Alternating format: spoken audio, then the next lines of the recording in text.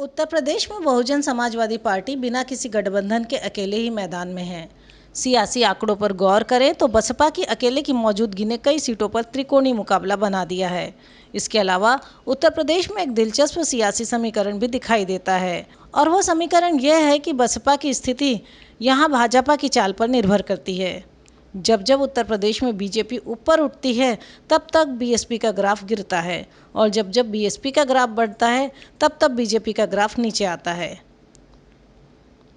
UP में पिछले चुनाव के परिणामों पर गौर करें तो बीजेपी को जब जब अधिक सीटें हासिल हुई तब तब बसपा का ग्राफ नीचे आया, मतलब कि बसपा की सीटें कम हुई और उसका प्रदर्शन खराब हुआ।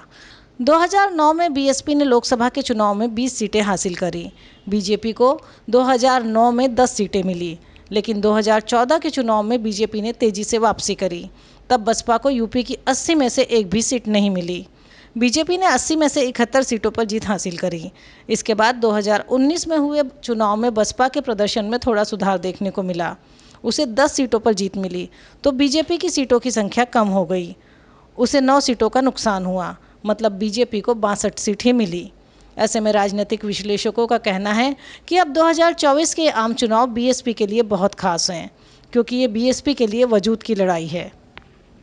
पिछले 2019 के चुनाव में बसपा ने सपा के साथ मिलकर चुनाव लड़ा और 10 सीटों पर जीत दर्ज की। इसके बाद 2022 में यूपी विधानसभा चुनाव में भी पार्टी का प्रदर्शन बेहद निराशाजनक रहा। यही वजह है कि ये चुनाव इस बार बीएसपी के लिए अस्तित्व की लड़ाई के तौर पर देखे जा रहे हैं।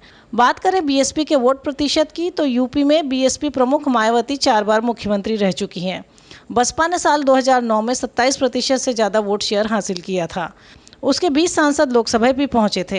हालांकि 2014 में बीएसपी इस प्रदर्शन को नहीं दोहरा पाई, न ही साल 2019 में गठबंधन के बाद उसकी सीटों में सुधार हुआ। ऐसे में बीएसपी के वोट बैंक में तेजी से कमी देखने को मिली। 2022 के विधानसभा चुनाव में बीएसपी का वोट शेयर घटकर केवल 13% के करीब रह गया।